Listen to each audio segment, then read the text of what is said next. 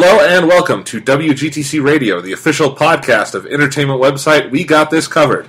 I'm Jonathan Lack. And I'm Sean Chapman. And we are here to talk about Doctor Who. How many times have we used the Doctor Who theme for, our opening? I don't know. I felt it was appropriate because that was a new mix of the theme. Yeah. Which was weird because they kept the old mix when they premiered the new visuals with the snowmen. Yeah. But they introduced the new mix in this episode. It's one of the many weird things about this season of Doctor Who that we have, addressed every time we talk about Doctor Who is how fucking weird the season is. I know. Call it a season, I don't know. And we will get to that later. Yeah. This is our first episode back after spring break. The listeners aren't going to notice the difference, but No. we double recorded, so we had one coming out last week too. Yeah, so last week was the conclusion to our epic countdown of our 10 favorite TV shows. I loved how it ended, didn't you, Sean? Yeah. Yes. Anyway, we finished that off, so yes, as we said, we double recorded, so we've not recorded in a while, but we are back at you. We have not only a full review of the Doctor Who mid-season premiere, thing. Whatever the fuck it is, it's new Doctor Who, and it's kicking off a new stretch of episodes. Yeah. So I'm just going to call it season premiere. That's the easiest thing to say. Because it should have been. Yes. It should have been. Very much should have been. The Bells of St. John, new episode, new companion, kind of, sort of. God, it's so hard to talk about Doctor Who now. Yeah. Or, as many of the characters in the show are calling it, Doctor Who! So we will be at the end of the episode, as always. We save it to the end in case you don't watch Doctor Who or have not gotten around to the episode and don't want to be spoiled. We will give our full review of the episode. As always, we will do that every week as Doctor Who is airing, talk about the show. But we took, listener feedback last time we did this with They have reader feedback. They read with the ears. That's true. Listener feedback when we did the 5-episode stretch in the fall, that some weeks we only talked about Doctor Who, and I know some people didn't like that because maybe they don't watch Doctor Who, or even if they do, they like to hear about other stuff, which is fair enough. Yeah. So there will definitely be, not only every week we will talk about Doctor Who for these next 8 weeks, there will always be something else. And in this case, we have lots of other mini topics before we get on to Doctor Who and the season premiere. Yeah. The first of those mini topics is that, we will talk about this briefly because we'll be talking about it more next week, Bioshock Infinite landed while we were away last week. Yep, last Tuesday. And one of the first massive game launch of the year? Yeah, I would say so. Okay. There have been some pretty high-profile games like Tomb Raider that came out, and I haven't played any of those games yet. But, Bioshock Infinite is definitely the biggest release so far, and one of the biggest releases of the whole year. So, would you also say it's the best game of the year? I mean, so far, without a doubt. I mean, I bought it on Tuesday, and I managed to play it over the break, and you're picking it up now because you just got back. Yep. And, definitely Bioshock Infinite is so far easily the best game of the year. It's almost kind of just depressing that it came out so early in the year. Yeah. Because the only competition I see for it is, The Last of Us is getting a lot of interesting buzz in the previews, and that might be really good. And, Grand Theft Auto 5 is probably going to be really awesome, but I don't know, Bioshock Infinite's really, really, really, really good. And it's definitely a game, we're definitely doing a whole podcast on that, because it is a game that is really warranting discussion, both in terms of its gameplay and its story. Yes, and so, as Sean says, he's finished it. I got home a couple days ago from a vacation, so I started playing it. I agree, it is absolutely fantastic. Yeah. I said to Sean today, after I played some of it, that this is just one of the best... Excuse me, I have a bad cold. Yeah. So we will be podcasting through that. Yeah. I have a drink. Yeah. Got my Cherry Coke Zero here. Should help me get through this. So, hopefully. Maybe not. Who knows? Yeah, who knows. Anyway, if I die in the middle of the episode, Sean... there are 2 buttons we use to record the podcast. Record and stop. Yeah, record and stop. I've seen you do this. Okay. The only time we've had any sort of technical whatever we've done on this podcast, I was the one who fixed the problem. I think I can manage this. Very, very true. All right. Anyway, as I was saying to Sean, we also, as you can tell, we don't edit this motherfucker. Yeah. Because if we were professionals, we would edit this whole part out. No, we would. That's too much time. Yeah. That's too much effort. I know. We just want to bring you pure, unfiltered podcast. Yeah, that wouldn't be fair to the listeners, I think. No. If we just edited the juicy bits out. Yes. Like this one. So anyway, I talked to Sean today about Bioshock Infinite and just said this is just immediately one of the best examples of world building in a video game I've ever seen. The production values are so insanely high from the get-go, and every element of the gameplay is so tight. This just... Man, I mean, there was some annoyance when we got the trailer for this back in 2009, and that was definitely way too early to announce a game, but they took the time they spent to make this game, and they made it count. Yeah, definitely. They really made it count. I just feel like you get into the flying city of Columbia, and we will not spoil anything in this segment. Just, there is a flying city, it's on the box. Yeah. Fair enough. Yeah. If it's on the box, we can talk about it. Yes. Booker DeWitt, he's on the box, there's a shotgun in the game. There's an American flag in the game. Yes. But anyway, you get into Columbia, and this city just immediately feels so vast, and it feels so full of life and personality that you really get this sense that in the parts that you are not at, and even when you're not playing the game, this city is alive, and there's just stuff going on everywhere.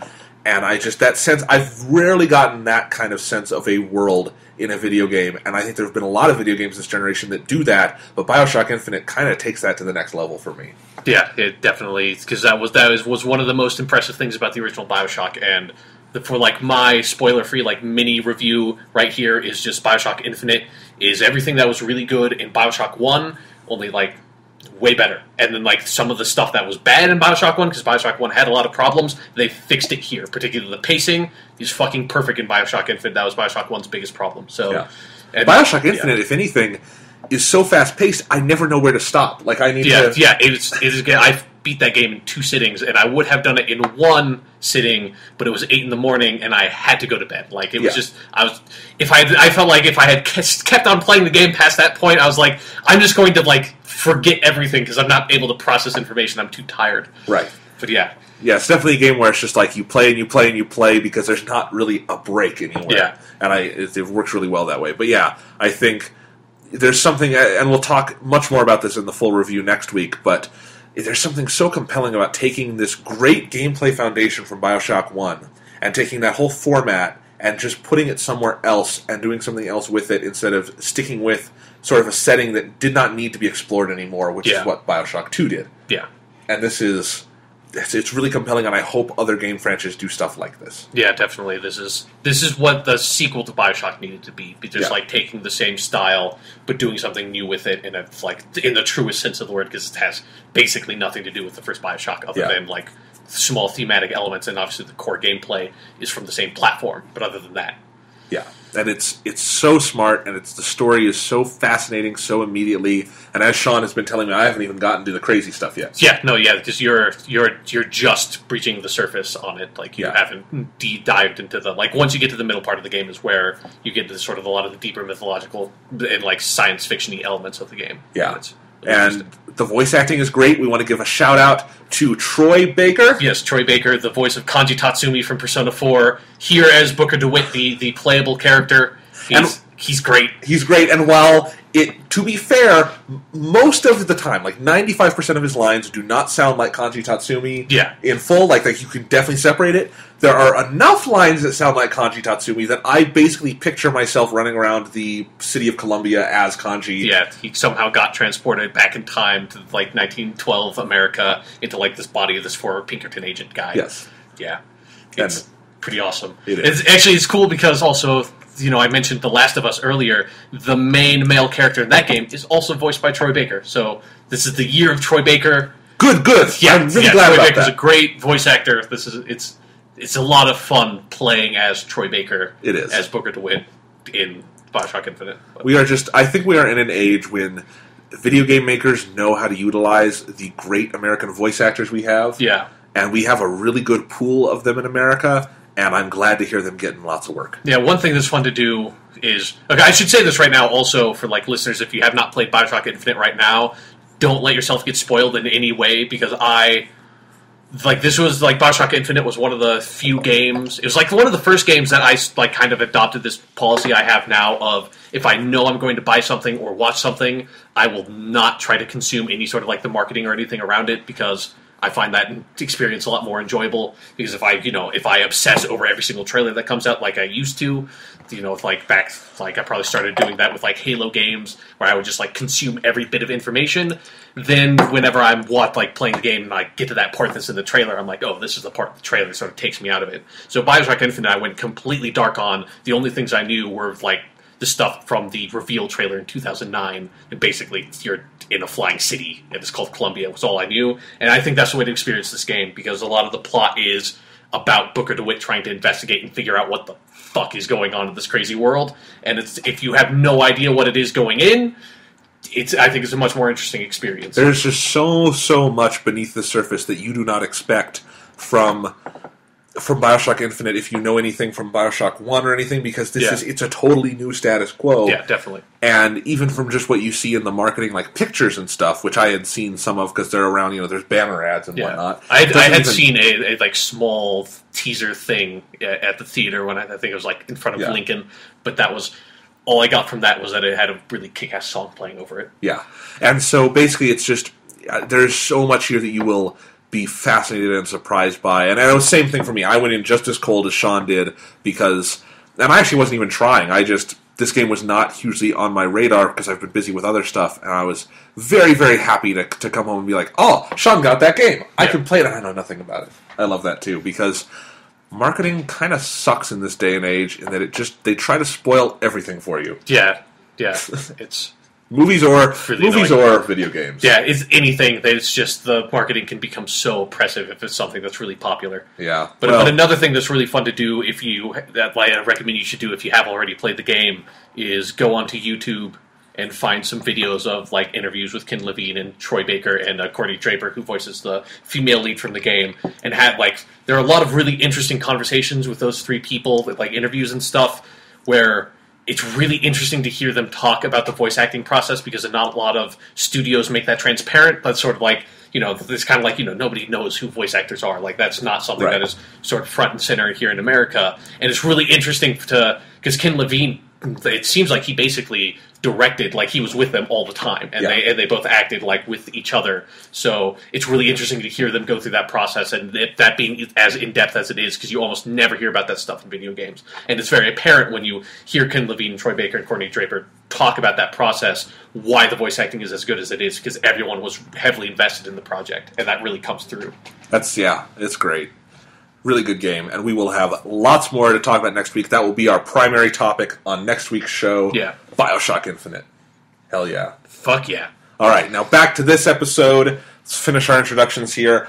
I was just on IMDb, and before we go any further in the podcast, I have to note, today, as we record this on Monday, we do not usually record the podcast on the Mondays we release it on. We record on Sunday. Yesterday was Easter, so I was at home. Yeah, so we can be current today, and today is Toshiro Mifune's birthday. Oh. I had to note that, because April Fools, except it actually is, but April Fools.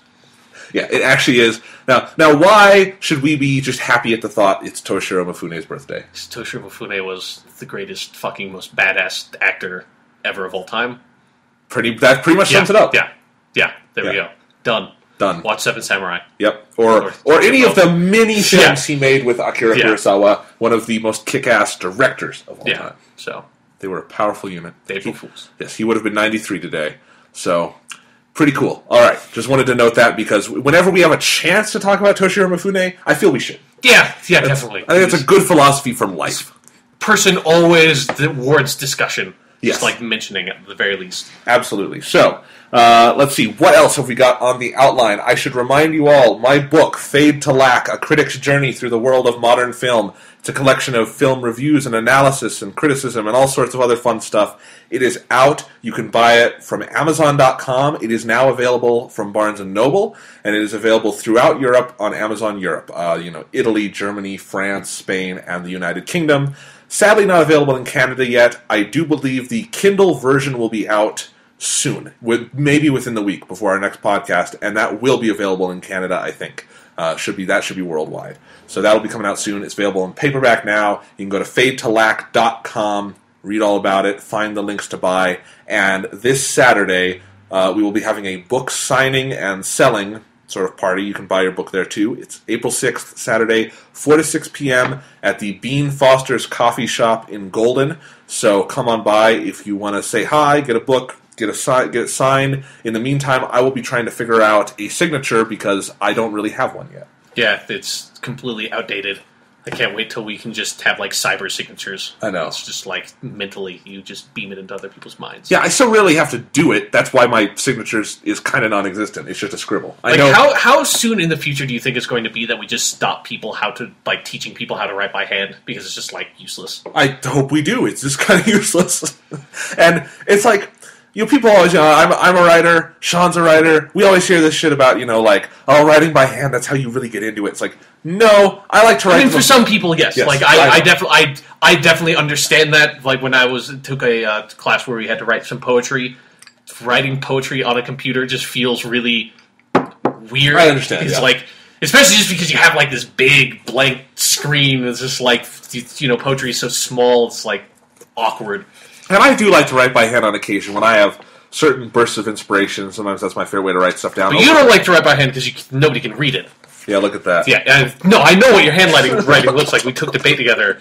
It was awful. It was useless. Like, you'd write little notes to me, and I was just like, I don't know what that is. Am I supposed to stab them? Like, is that what you're writing me? Like, I don't know what this is. Well, Sean and I were in debate together, and in debate, you often, because you want to stay quiet while other people are talking and giving their speeches, so you'll write stuff down, you'll take notes, and you'll share notes. Sometimes Sean and I would do this for efficiency, is that while one person was preparing for a speech, the other person, like me or him, would take the notes, and we would not both take notes then.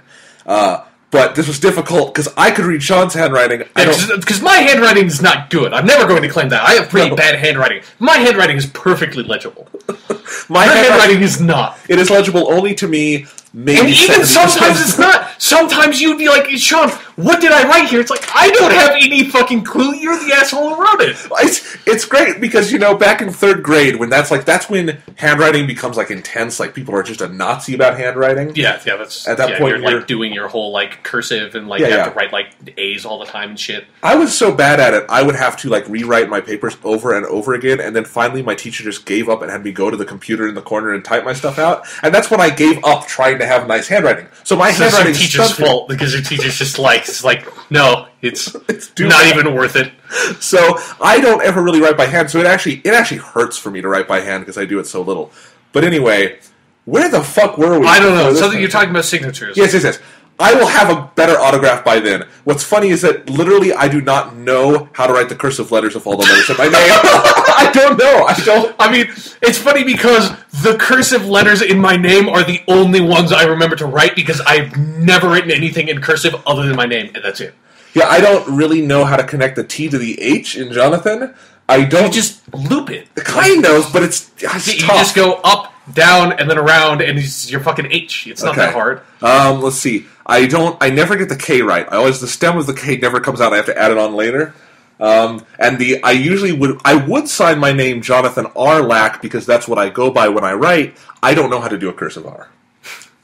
Well, luckily the internet exists. You have certain materials at hand that you could dig up your like old 1st grade homework or whatever. Yeah, like the little like dotted paper. Yeah. Make sure you got it like perfectly bisected. Yes. All right. Back on topic. My book Fade to Lack, available now. April 6th, Bean Foster's in Golden. You can go to jonathanlack.com, fadetolack.com, learn all the details, 4 to 6 p.m. Hope to see you there. April Fools. Now, that's how that works, right? You just say April Fools, and it's like, that's the holiday. What the fuck is the point of April Fools? It's just the day where people just make their websites annoying, and that's it. It's like, I was trying to go on Reddit earlier, and it was like, all this is, fuck you guys. Like, there is no joke here. You're just making the website harder to use. It's like, I don't know, like, I have to second guess every single story that comes out. It's just an annoying fucking day, and I wish people would stop. I kind of wish so too. April Fools.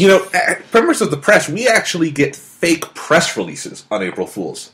That's when it seems like that's really going too far. Yeah, it's just, it's dumb, it's annoying, and I wish people would stop April Fools. I feel like, okay, so you know how IGN always does their big April Fool's story every year? Yeah. I wish, if I were CNN, I would totally do something like that. Like, North Korea nukes South Korea. I would have that as the banner. I would run reports on it, make the CGI, like, visuals of South Korea getting nuked, and just, like, cause a panic. Yeah. April Fools! Or if, like, I was someone like Stephen Colbert, I would, like, fake my death on, like, live on the show, like, do, like, the whole 10 miles, and just, like, disappear for 10 years, like, change your name, go to witness protection program, just take April Fool's jokes way too far, April Fools. Maybe that's what happened to Andy Kaufman. Yeah. All right. April Fools.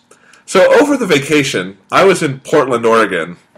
Is there anything I should tell the listeners from my vacation in Portland? I don't know. I should say I have been to Portland. I did not spend a lot of time in the city. Like, my mother and I stayed with some, like, friends of our family over there, and it was like we stayed in the neighborhood, like, in the forest, and that was really fun and nice. Yeah. But I don't know. What was your experience in Portland or at, like, April Fools? I think you kind of nailed it there, which is that if you get outside the city, Oregon's a beautiful state because it's near the coast. April Fool. There's greenery everywhere, beautiful trees, beautiful grass, and it's the weather is not always obviously it's kind of people at the gas stations refill your car for you. It's great. Which you feel like a hate king because it feels creepy. I know. I mean, I get that it's sort of like a union thing, but it's like I don't like that. No, I really don't like that. I agree because in many ways I think it's like it's more efficient. I can just jump out and do it at my leisure.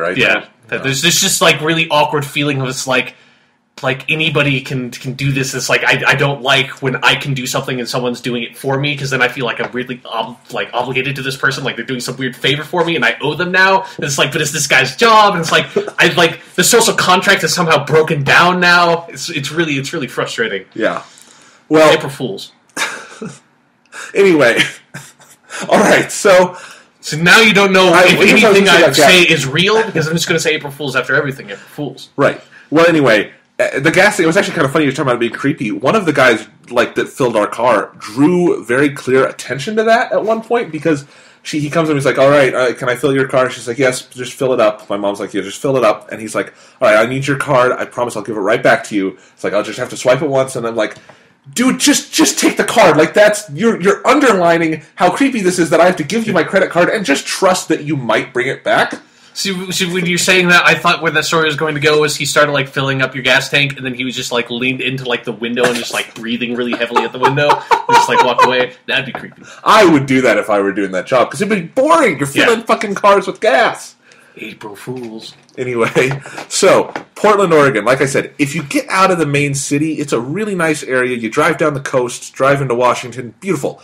Portland itself is a dirty fucking shithole, and nobody from Portland listens to this podcast. April Fools. But, you don't have to take this seriously. It's April Fools. But seriously, everyone's like, oh, Portland's so great. I love Portland. I'm going to move to Portland when I get out of high school and go to college. Why? Portland is a dirty, filthy city. And one of the stories I have to tell you that I wrote down in my notebook here. You can't read, so we're not going to be able to tell it on We'll see. It says walking tour, I think. It could say something completely different. That's The Walking Dead. As you were talking about that. Okay. Third day in Portland, we took a walking tour of the city, which my mom likes boring things like that. Anyway. Yeah, I was going to say, it's like, why did you do that? And I remembered you went with your family. I was like, oh, that's why you did that. Yeah. Never mind. No, that was not what I chose. We started at a pizza parlor that was really cool. I would have just stayed in the pizza parlor and eaten pizza. Yeah, that is a reasonable decision. Yes. April Fools. And anyway, on this walking tour, this was the underground Portland tour, which means what's shitty about Portland, basically. It was a long tour, like 2 fucking hours for like 2 blocks, because there's a lot wrong with Portland. According to the Portland Historical Society, which was sort of where he got all his facts for this tour, this company that does the tours, turns out Portland was basically a den of filth, crime, corruption, debauchery, rape, murder, whatever you want to say, until the 1970s or 80s. When we make jokes about like how things were bad in the past and it just wasn't fixed until like 20 years ago, that's true for Portland. Portland was basically there's that whole legend of Shanghaiing where you kidnap a young man and force him to work on your ship for like 6 months. Yeah. And he may die because it's tough work and he's not getting paid. It's basically slave labor. Yeah. Yeah, that happened all the time in Portland, and it was effectively legal until the 1920s. And they even had, like, holes they would drop people into and, like, just keep them there and then, like, kidnap them. All sorts of shit. It was really interesting to hear about this. Portland flooded, like, 3 times. They were massive. They were, like, as you may know, in World War II, after Pearl Harbor, there were Japanese internment camps. One of the dark parts of America's history. Yeah. Well, Portland really took to that. They really loved, because Portland had one of the biggest Japanese populations in America. They had a Japantown, like a Chinatown, but that literally was Japantown, And when Pearl Harbor happened, they got Portland heard that there would be internment camps, but they weren't going to get one for like a couple months. So what they did is they went and forced everyone out of Japantown, put them into horse stables, and made them live there until the internment camp was built. It's like, we can't wait quickly enough to oppress our citizens. Yeah. We're going to get on it before the federal government forces us to. It's like they've got initiative. Yeah.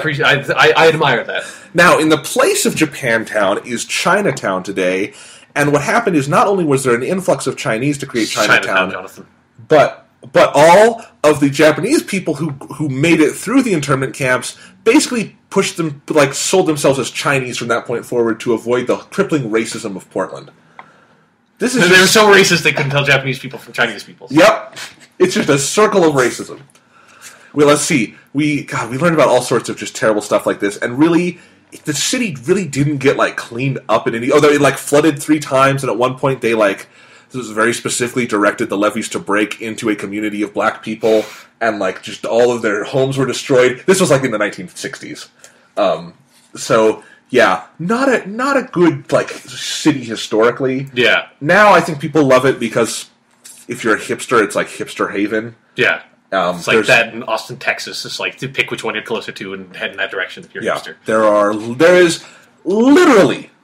We make this joke, but there is literally a Starbucks on every corner in Portland. Yeah. No. Yeah. I've been to Portland and Seattle, and when I was there, I noticed that as well. Starbucks everywhere and just hipsters everywhere. And it's just... It made me feel really awkward because I really, really dislike coffee, of any form. Doesn't Me too, matter. I tried too. to drink it for years, didn't fucking take, and so I was like, yeah, this is. I feel like if people I had to hide that about myself that I disliked coffee, and if people found out, they'd lynch me in the streets, which they probably would have if I was in Portland. Apparently, yeah.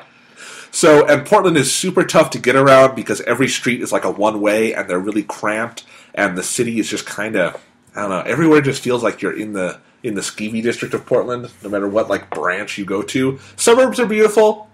Everything around it's beautiful. Portland itself, I don't get the hype.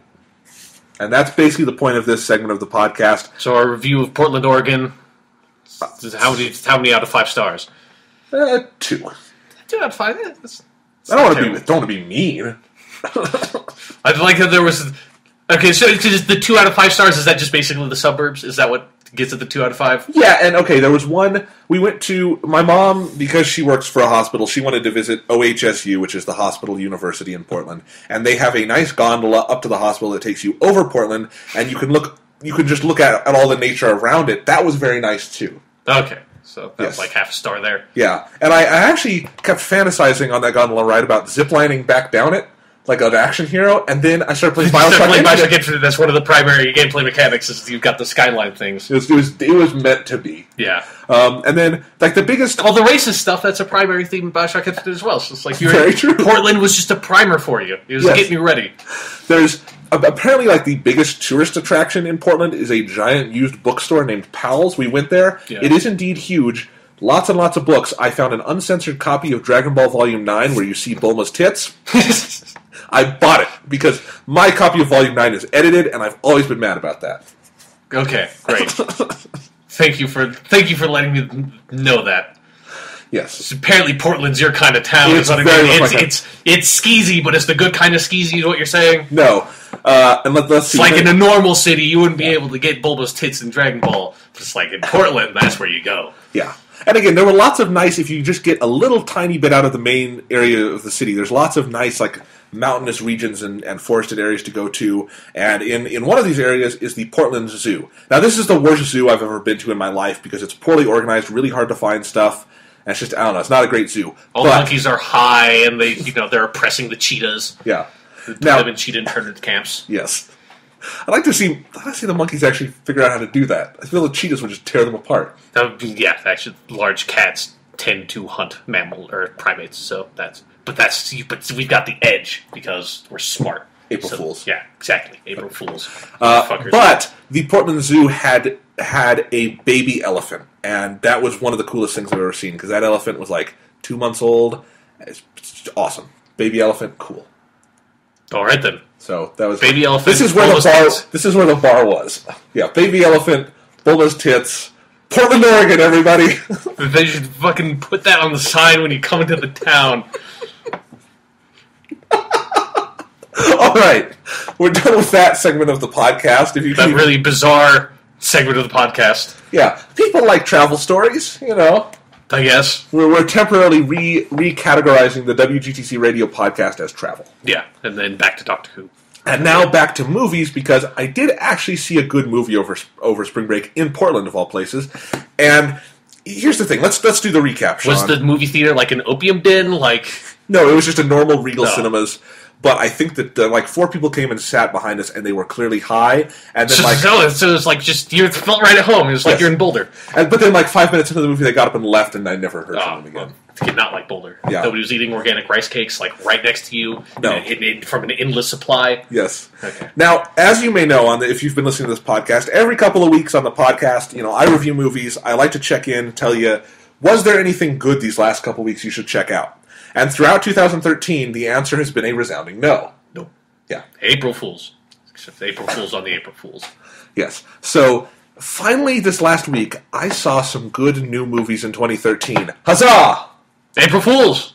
No, I really did. And the first one, this may sound silly, but it was the first movie in 2013 I liked unreservedly. G.I. Joe Retaliation. And that's not... No April Fools. That's not... No. No April Fools. No April Fools. Really, it is a good movie, and I feel like the fact that we're talking about this on April Fools is going to undermine it, but I am serious. I don't have any investment in G.I. Joe. Didn't watch it as a kid. It was a little before my time. Yeah. And even then, I just didn't really give a shit. Lame. Yeah. It's G.I. Joe or Transformers and Transformers. Giant robots. And then after that, Teenage Mutant Ninja Turtles. So there's once you get TMNT, you don't go back. Exactly. How I felt when I was a kid. So G.I. Joe Retaliation is the sequel to the, I think, 2009 film G.I. Joe The Rise of Cobra, but it's basically, it's really weird. It's basically a reboot in some ways because all the characters are new. Channing Tatum is in it from the first movie, but he gets killed 15 minutes in and basically sets up for the new characters, Dwayne Johnson and Adrian Palicki and some other people to come in.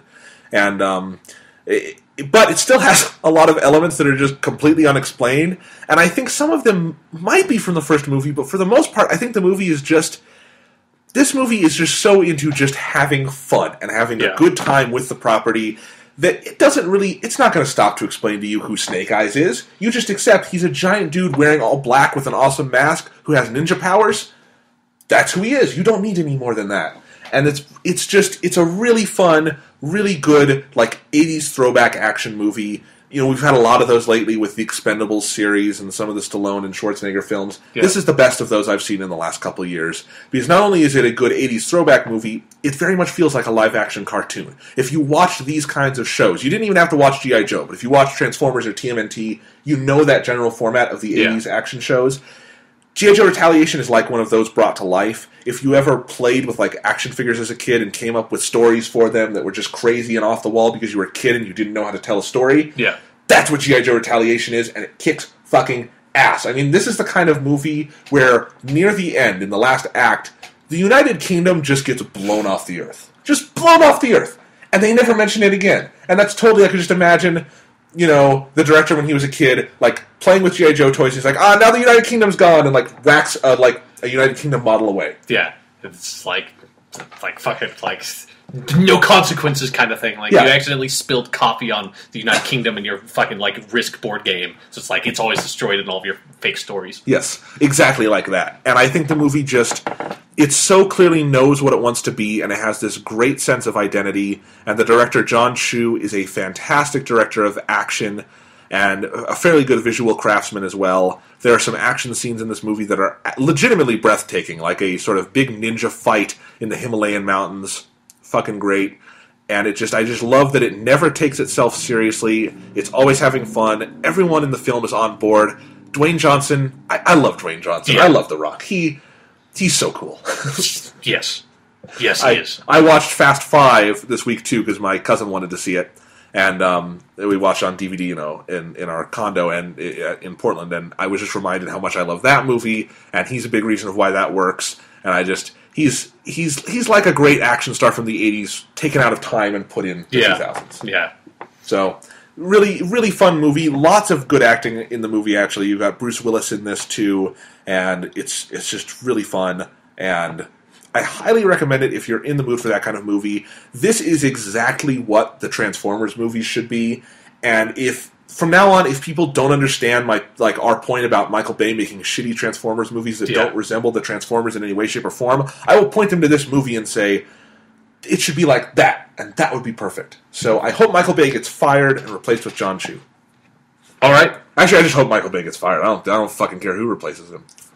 Cowabunga. That being said, his new film Pain and Gain, also starring Dwayne Johnson, looks really good, and I can't believe I'm saying that about a Michael Bay movie. But maybe once he gets away from CGI and giant robots, maybe he can direct something decent. Maybe. We can only hope. But April Fools. While I was gone, here at the apartment, we got a press kit for G.I. Joe Retaliation from the studio, and it had in it a ninja mask, the Snake Eyes ninja mask, an official G.I. Joe Retaliation toy. Basically, if you want to find it, just go to Target and go to the back of the store where all the kids' toys are. That exactly. You wish you were 8 years old so you could feel justified in staying there. But if you actually stay there, you feel really fucking creepy. And I'm wearing the mask now. And what's great is that I don't have to feel bad about this because I was sent it for free.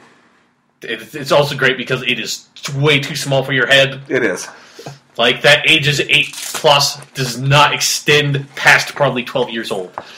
Yeah. It's a very specific size of this face. says 5+. Oh, that says 5+. Yeah. I was misreading it. So, G.I. Joe Retaliation, I don't know if I would show it to a 5-year-old because it's hyper-violent in some parts. I don't know. People get killed. But you have to get those kids on the Rock pretty early. You do. I feel like that's he's such a good role model. It's it's the Rock. Just let him raise your kids. Honestly, just if you run out of Rock movies to show him, just get a bunch of old wrestling VHSs and just show them that. But they need to smell what the Rock is cooking. I love that they're sending professional film critics children's toys that they can't really do anything with. I wish you hadn't gone on vacation when that came here because I wish you could have gone to the movie wearing that. I would have been great.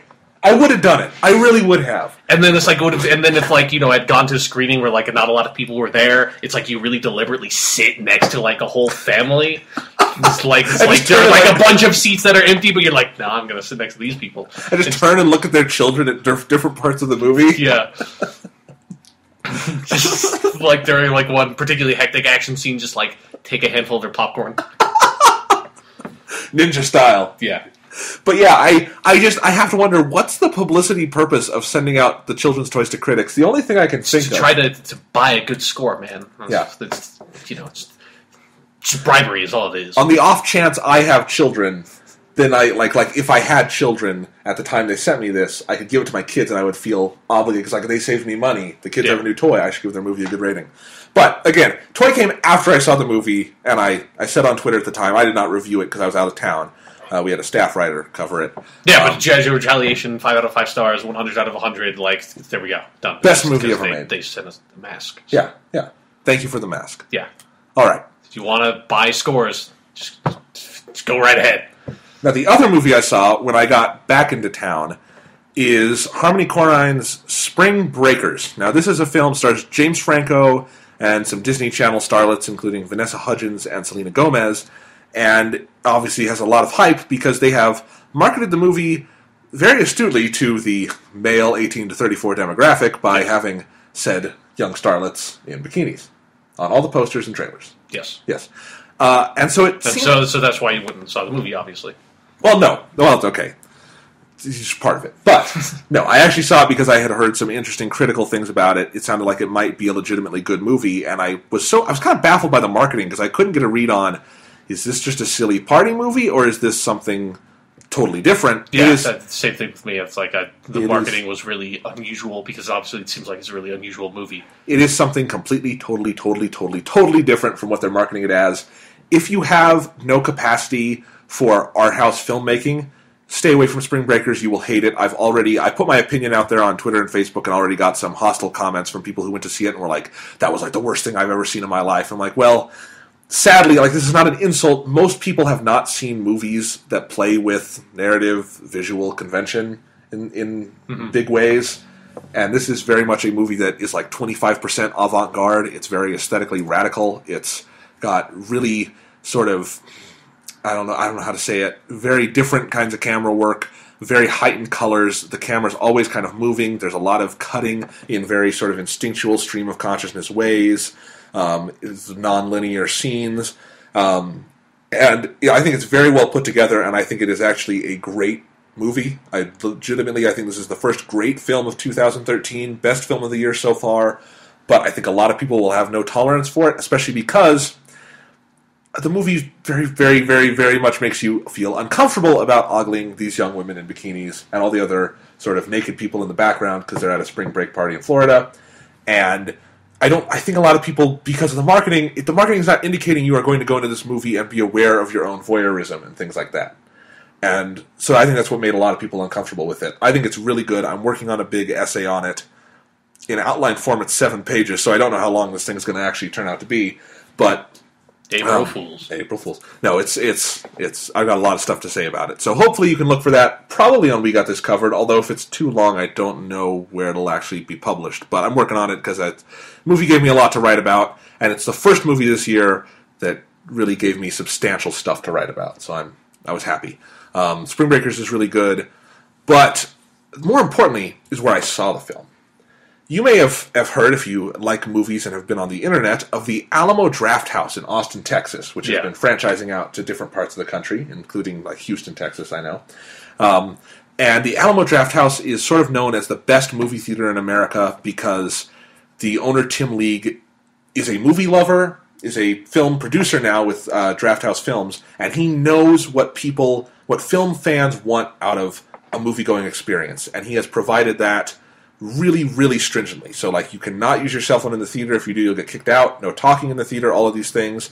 And they serve you beer and food while you watch the movie, and it's not like some of those, like, shitty, like, $4 theaters where they'll serve you a bad burger when you're watching the movie. There's some of those in Denver, like the Cinema Grill in Aurora.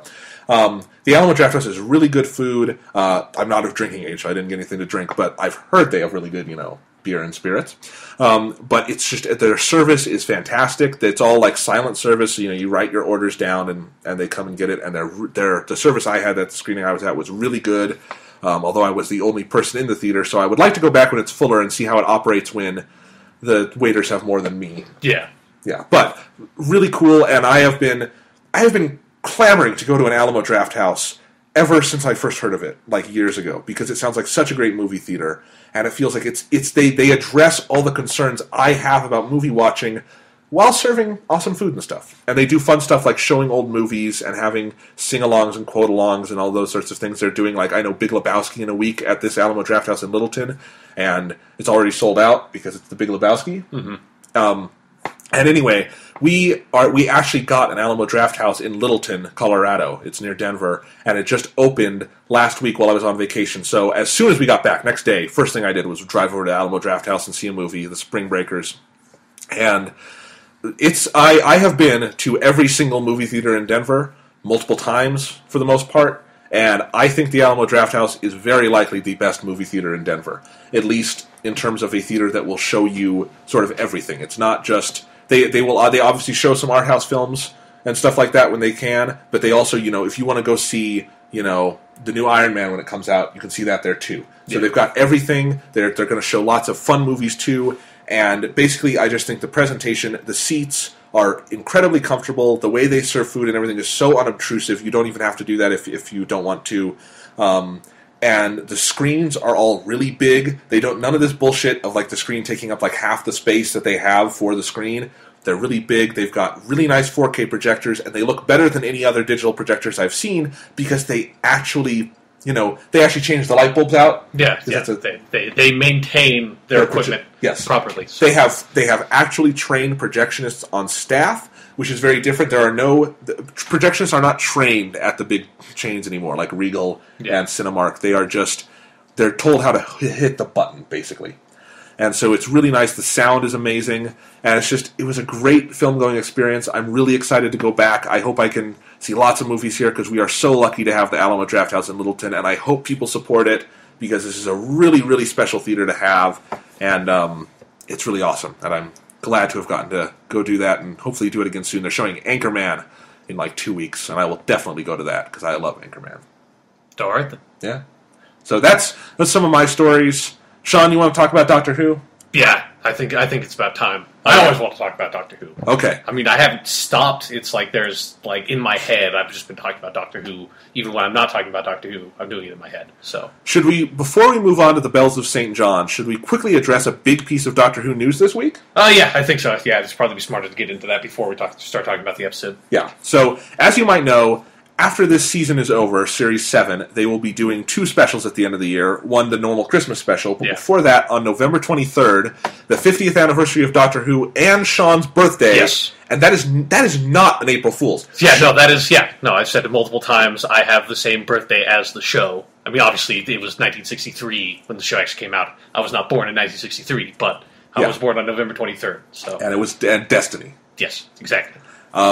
But anyway, I am the reincarnation of the Doctor, literally on Earth. So yes. So the next episode of Doctor Who after this season will be the 50th anniversary special. It will be probably like a full 90-minute movie kind of thing. They will be shooting it in 3D and showing it in theaters in England. Hopefully, we can get that over here too. I'd love to go see Doctor Who in a theater. And get some sonic screwdriver like out in your face. Yes. No, I will bring my prop sonic screwdriver I have with me to the theater and promptly get beaten up. Sean hates my. You should bring your sonic screwdriver and wear the Snake Eyes mask at the same time, so you can keep your anonymity. Yes, and people have no idea what you're actually a fan of. Yes. So anyway, but it was just announced. There's been a lot of speculation for other big anniversaries of Doctor Who. They have brought back past Doctors. Yeah, right? The 10th anniversary was the 3 Doctors, where they had the William Hartnell, John Pertwee, and Patrick Troughton come back.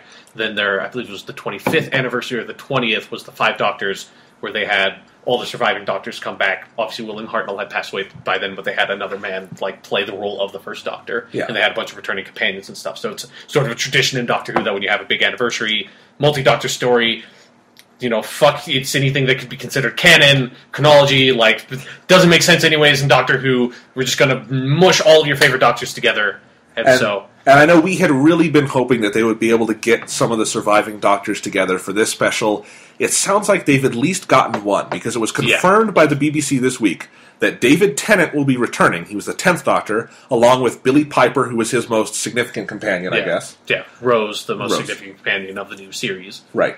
And John Hurt will also be in the special. He's been in Doctor Who before. Yeah. I guess. And he's a good actor. Yes. So, definitely. But the significant thing here is David fucking Tennant and Matt Smith will be on screen together, and I like that. Yeah, that's cool. Yep. I mean, I hope we hear more about other Doctors. There have been, I believe it was Sylvester McCoy made a statement, saying that he had not been approached, although that kind of stuff gets said all the time. You can't really know until we get closer to the thing actually coming out, I feel, whether or not they're just saying that because they can't say anything or what, but... And why it makes sense, though, that they would at least have, clearly, David Tennant and Billie Piper, is that at the end of the Russell T Davies run, although I guess it's the end of Series 4, then there were a couple episodes after that, the David Tennant Doctor, the 10th Doctor, gets split in 2. Yeah, he, transfers his regenerative energy into, his hand or whatever. Yeah, and he has some bullshit. He has a clone. Yeah. And the clone is not, it's like a normal human. It will age, that kind of thing. And Billie Piper's character, Rose, has to go back to her alternate dimension. But she also has a, creepy stalker, obsession with the Doctor. Yes. So she takes captive the human Doctor. Is how I interpret that section of the story. It's actually kind of a nice scene where the 10th Doctor leaves the clone with Rose and says, just abandons him in this alternate universe. It's I know you have these memories of traveling through all time and space, but you don't get to do that anymore, asshole. So here you go. I'm just going to dump you on this really needy girl. By the way, she's only 20 years old. You have the memories of living for thousands of years, so it's going to be kind of awkward. Not going to have a lot to talk about, but I'm getting the fuck out of this relationship, and that was what happened. Basically. And anyway, so now it would be relatively easy by Doctor Who logic to bring that version of the 10th Doctor. I mean, there would actually be a canonical way of having David Tennant and Billie Piper come back without trying to just to co-opt a term that I really hate that new Who fans use, timey-wimey stuff, and just have David Tennant be there. And honestly, there's a part of me that would rather see the actual 10th Doctor and have a scene kind of like the one in Series 3 where there was that one-off scene for the Children in Need special where it's him and the 5th Doctor. Yeah. Something like that. Yeah, exactly, where it's just another... who gives a shit, let's just have it's it's like comic books. Like, who gives a shit? Let's just have these characters together. I don't fucking care at some point. Right, but this is to me this is just as good in that it seems like if Stephen Moffat wants to do something that could be considered canonical, I'm fine with that. Yeah. And we should say it's like we don't know for sure if that's what they're doing because they very if they were going to use David Tennant like just a normal 10th Doctor, they'd probably want Billy Piper to come back anyways. So it's like you don't know. And we've talked a lot on this show before, and maybe we should do a quick recap here. We have no necessarily problems with Billy Piper. Rose became a problematic character in her second season. Yeah, I thought really annoying. Yeah, and I thought she was fine in the first series with Chris Eccleston because she was a very valuable part of his character arc, and she had an interesting arc. Series 2, when they really pushed a romance, did not work. Yeah, it's really cloying. Like I said, she's like 20 years old, and he's lived for thousands of years. That just doesn't. No, I've never. It's like the vampire thing. It's like I will never be able to buy that because. Trying to talk to trying to talk to a 16-year-old right now, I fucking hate them because they're idiots. Every 16-year-old is a fucking moron. You can't have a conversation with like that. So and Rose doesn't know anything about the larger world that he's showing her. So it was just likes his hair. Yeah, I think Billy Piper was good throughout, but it became a tough part to play. Yeah.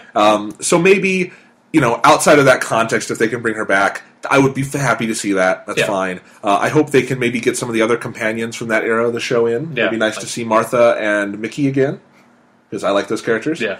It would have been great if they could bring Amy and Rory back for a little appearance if they had left them back in Series 6 and not done an extra 5 extraneous episodes with them and then killed them. Then, I just think it would still have been too soon. I just want to make fun of Angels That Take Manhattan. We're going to end up doing that anyways in probably about 10 minutes. So anyway, but yeah, and I think this indicates that there will be special guest stars. Yeah. And at the end, no matter what, this is cause for excitement because Matt Smith and David Tennant will, unless they're doing something really weird, get to share the screen together and maybe even share a TARDIS for an episode. It's just all the David Tennant fangirls their dreams come true. Matt Smith gets killed at the beginning of the special and reverse regenerates into David Tennant, or he regenerates normally and he just decides he wants to be David Tennant again. What if they did that? What if somehow Stephen Moffat just caved into the piles of fan letters coming from people who love David Tennant all that much? It's fuck it, you want David Tennant so goddamn badly, here you go, David Tennant. We're just going to ruin the entire show for you. This is one of the things we talk about all the time, where we love something and stupid fanboys and girls on the internet ruin it for us. Like Firefly, we're talking about this. We love Firefly, but fanboys ruin Firefly. Yeah, it's just some people like some stuff too much and are way too vocal about it. And it's the same with David Tennant, because he was brilliant. Yeah. He's one of our favorite Doctors. Love him. 10th Doctor, great. But some people want to pretend he's the only Doctor. He is Ted Doctor, as YouTube would say. Yeah. And it's no, there are 11 of them, and they're all good. Yeah. And when there is a 12th, I will not be crying in my pillow that Matt Smith is gone. Even though Matt Smith is my favorite, I will be happy to see a new incarnation of one of my favorite characters. Yes, definitely. So, in any case, this is the news that we have on the 50th anniversary special so far. Yeah. If they could somehow convince Chris Eccleston to come back, not going to happen. Christopher Eccleston has basically said he doesn't want to come back, so I don't see that likely. Yeah, if you don't know, Chris Eccleston, who was the 9th Doctor, did not much enjoy his stint on the show, and that always makes me sad to think about. Yeah, because we love Chris Eccleston here at WGTC Radio. Yeah, go 9th Doctor, but also go 10th Doctor with the 11th Doctor. Speaking of whom, is still the star of the show, including the episode we're about to talk about. You didn't. We're talking about Doctor Who. You don't even need to segue. We are literally already talking about it. You don't need to fucking segue. What the fuck is wrong with you? That was too easy. All right. Anyway, do you want to? Okay, Doctor Who. Okay, Doctor Who. I feel like we need to go back, Sean. Okay, let's go back in time. No, recap for Doctor us. Who. Speaking of going back, in Doctor Who, there's a time machine you could go back in time. Let's keep on talking about Doctor Who now. Okay, Sean, I was about to say season premiere, but the history of this season is so convoluted, I feel we need to recap. You have to do a little recap. So, Sean, take it away. Okay, so up till now, New Who made perfect fucking sense. It's just like a normal modern television show. Each season, like 13 episodes. It's the weird wiggle of having, Christmas specials. It's like a little strange. But that's not weird in Britain. That's just normal. Yeah, that's not that weird. And then, David Tennant had there was a weird year where David Tennant had 4 specials, and so it's whatever. That's kind of weird. Not a big deal. But they were still easy to collect in a box set. Yeah, exactly. They still they basically released it like it was a season, they were specials, so they were longer than normal episodes. So it's made sense. Then Stephen Moffat takes over. It's season 5, 13 episodes, Christmas special. Season 6, 13 episodes, Christmas special. Season 7, 5 episodes, then big break, Christmas special as episode 6, then another big break, and now we get episode 7, and that is the hardest fucking way to watch a TV show I've ever experienced. Ever! Yeah, because, it has become a sort of a thing nowadays. I mean, we should go back in season 6, they did take a mid-season break. But that's not... Yeah. But that is a fairly common thing to do in television nowadays. It's okay, you do a mid-season break, and it's fair enough. And usually it's... That mid-season break happens at a point in time where it's okay, Good Man Goes to War ends... It's that feels like that is a good section of episodes. It feels natural to have a break here. Then it would have been interesting if they had done anything more internally within the narrative as a break there. But whatever. Let's Kill Hitler. You just basically pick up right off where we left off. But whatever. That was a fair point putting that break there. But then also over the course of that season, they had finished off the story arcs for the companions, Amy and Rory. Amy and Rory have finished their story arcs 5 times at this fucking point. In episode 11. Yeah, that was a definitive, we have put these characters where they need to be. Amy and Rory are in episode 12, but it's not really Amy and Rory. It's at the end of episode 11, done.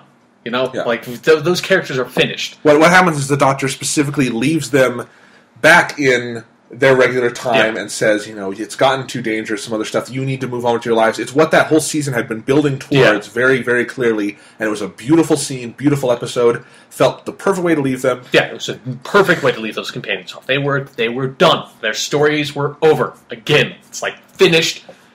Then season 7 starts, and we find out, well, no, because we're going to bring Amy and Rory back. We're only going to bring them back for the first 5 episodes, and then we're going to introduce the new companion, Clara, in episode 6. But we're really introducing her in episode 1, but nobody knows about that. Still don't know how the fuck that shit works.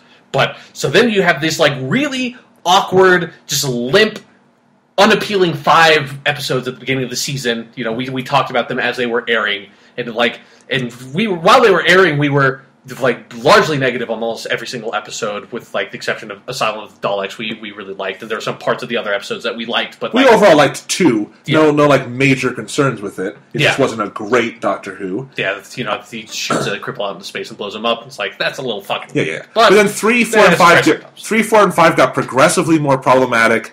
Until the 5th one... Power of 3 had the worst title drop ever of all time. Yes. That still gives me nightmares. And Angels Take Manhattan was even worse because as the 5th time they put those characters to rest, apparently 5th time is not the fucking charm. No, because what happened is Stephen Moffat just basically constructed an arc out of thin fucking air in that episode. Yeah. None of those 5 episodes had built up to anything at all.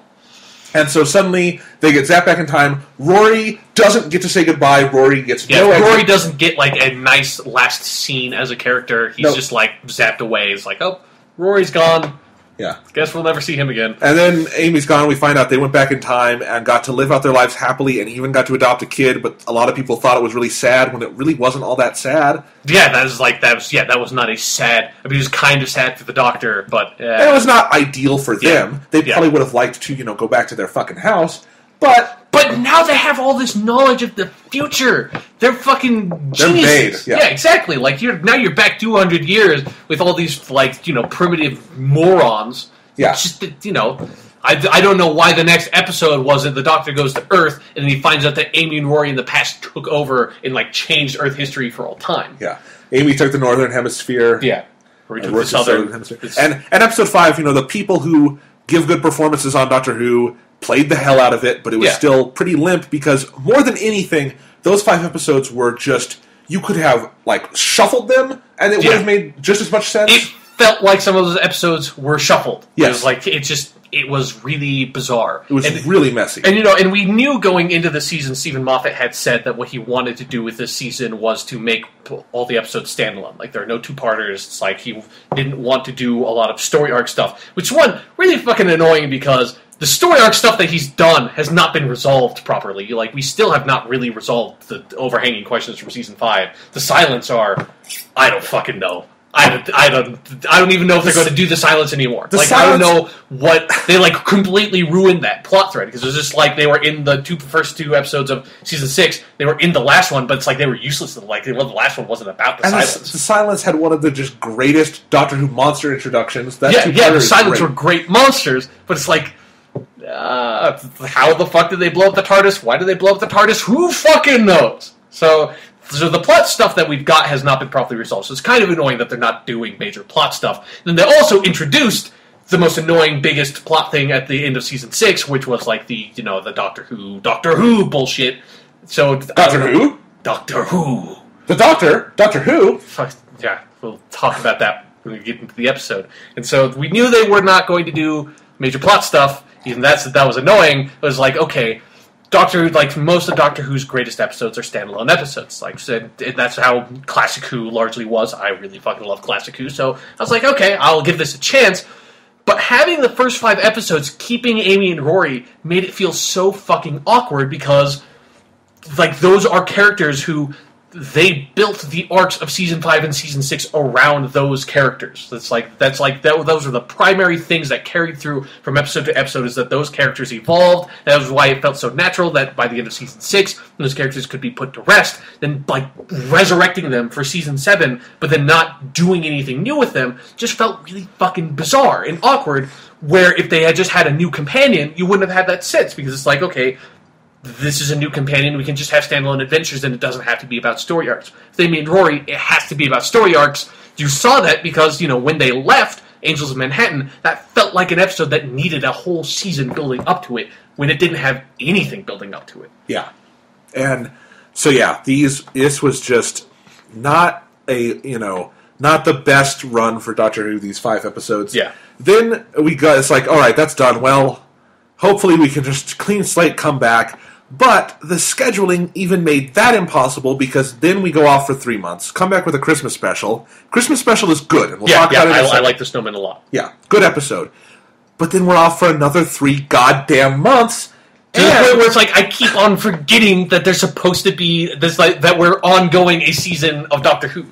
Yeah. I mean, now at least we're having, this is the last stretch. It's just week-to-week episodes until, the season's over. That's really nice. But it's I have to keep on reminding myself that that's the case. Yeah, and because the Snowman reintroduces Clara, who we met as Oswin in Episode 1, we meet her again here, she dies again, and because of that, this slate is kind of again wiped clean, and we realize this has all been set up for Episode 7, which the Bells of St. John we're about to talk about, so effectively renders the 7th episode of the season premiere. Yeah. And the most awkward part of all of that, for me, is that Episode 6 is a perfect jumping on point for the show. When we talked about it on our podcast, that's what I was talking about with it, is that if someone came up to me right now and just wanted to pick up Doctor Who as recently as possible to just, keep on watching as it airs, Snowman, right there. Just watch that episode. That is a perfect introduction to the show. That was the companion introduction. And that's really fucking weird, because they kill the companion at the end, but not really, and Clara comes back, but she's not the same Clara, so it's a little weird, but, we've kind of had 2 season premieres, it feels like, because Episode 6 felt like a season premiere, a series premiere is what Episode 6 felt like. Now Episode 7 feels like a season premiere, because it's there's nothing, yeah, exactly, it's not picking up on anything that's coming before, really. Except that Clara has died twice. Yes. But it doesn't really pick up on that at all. No, and I guess this is where... So now we can get into the episode itself, the Bells of St. John. Sean and I have somewhat different opinions on this. I think we kind of have the same opinion of stuff that we like and stuff that we dislike. It's just our levels of how much we like or dislike those things is different. Yeah, I really, really, really liked this episode of Doctor Who. I would even go so far as to say I loved it because just the feelings I got while watching it reminded me of how much I love Doctor Who when I love it the most. And I feel and I had that feeling through watching most of the new series and through watching even, into the end of Series 6 and everything, and then it was just this weird scheduling and bullshit kind of took that away from me. And now that we had this kind of clean slate, season premiere, we finally got the new companion on board, the Doctor finally gets to be happy again, sort of all that kind of angst is taken away, we're just back to having a good Doctor Who adventure, and we're starting a new era, and I know we will actually have another episode next week, which is a big deal. I really liked it, and I think, and we'll get into different specifics later, but overall that was my feeling, and I don't know, I feel this is what I wanted to feel with the first season premiere and the second season premiere, but I finally have it, and I'm really glad to have that feeling locked into place, because I want to say nice things about Doctor Who. I hate having to say bad things about Doctor Who, but we've kind of been having to say bad things about Doctor Who for a long time now. So, but in any case, Sean, what was your opinion of the episode? I liked the episode. I didn't like it as much as you did. I thought it was like a good, average. I mean, I think I like the Snowmen more. I definitely like the Snowmen more.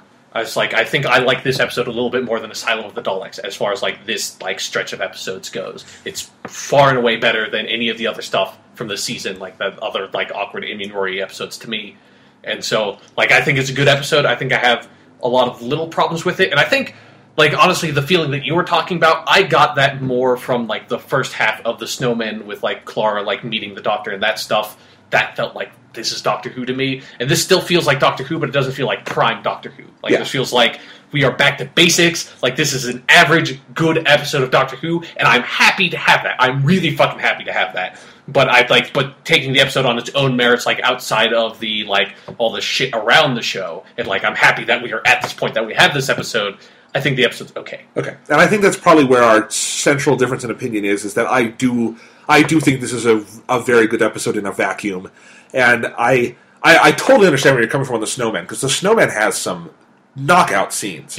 Just all the stuff with the TARDIS being in the clouds, and there's a lot of funny stuff to it. I like the Snowman an awful lot, but you just noted that you talked about the first half of the Snowman. I think the episode doesn't get that. It gets worse in the second half. I think the Snowman falls the fuck apart at the end. You do have to remember that the Snowman does have the same climax as the first Pokemon movie. So that's, as much as I would like that to be a Mark IV movie, it's not. And I think they kind of waste Ian McKellen in that episode in the voice role, and I think I never was interested in the villain or story aspect of that episode. That's how I felt about this episode, though. So. And I get that. And I did like the story and stuff in this episode. I thought it propelled itself nicely, and I was interested in it. Not a great Doctor Who story. I'm not going to claim that because, Demon in the Wi-Fi, that's never going to be a great Doctor Who story.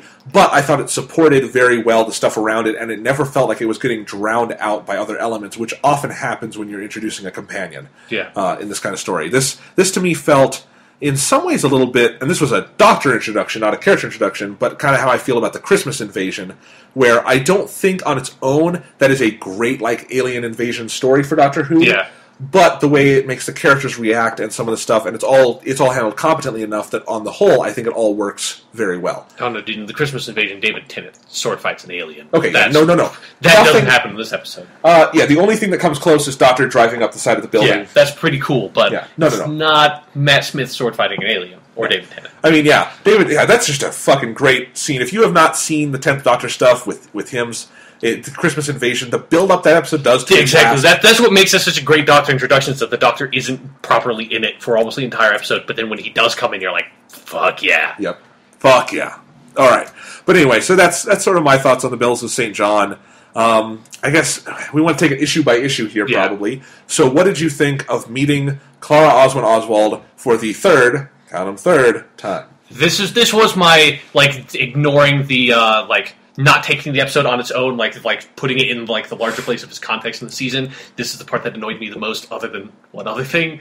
But with Clara, my favorite parts of the Snowmen was Clara's stuff, introducing her, and she was such an interesting character to me. I really liked that she was, had a historical setting from the 19th century in London instead of being a contemporary 20-something attractive female Londoner.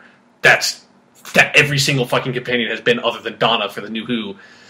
I really like that aspect of the Clara from Snowmen, so it was really disappointing to me that we come and we get Clara here, and this Clara has none of the memories of that Clara. This is like a completely different Clara. Like, she says some like personality traits, but she feels like a distinctly different person and character to me. And I think one of the key distinctions that probably, gun to my head, would make me prefer the Clara from the Snowman is that she has that dual role where she's a governess and the bartender. Yeah. And that sense of, I don't know, that gives her that extra sense of spunk that's already there but underlines it, that this incarnation does not have yet. And it feels like there might be building up so we eventually get Clara from the Snowman, but I just want to have Clara from the Snowman. Like, I don't want to see Clara get magic hacking powers, and that's how she becomes smart.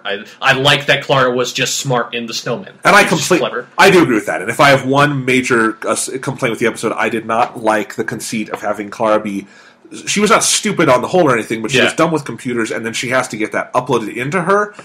She just felt like a normal person. Like, she didn't feel exceptional to me in this episode at all. Like, whereas Clara from and Oswin and Oswin, like, obviously, like, they felt like this is a companion. Like, this is a person that the Doctor would take with him out into the galaxy, because this is like an exceptional person that like he would be attracted to in that way. Yeah, and then they were playing here more what he's attracted to is the mystery of her, which I think that's totally in character for the Doctor, and it makes sense, but the other thing made sense too. So they're both It's valid. also kind of weird, because it never felt to me like the Doctor was totally cognizant of the fact that Clara does not know that she is, like, has died 3 times, because she doesn't. Like, she doesn't know. The Doctor's, like, kind of pretends that she doesn't know. He's, like, the way he acts with her, he kind of just assumes that she's, like, remembers all that shit, almost. Like, he doesn't change the way he acts around her, the way, like, because he acts around her the same way he did at the end of The Snowman. That's not the same because person. in a temporal sense, she is going to be the same person. I mean, I think that's where they're leading to this, and I think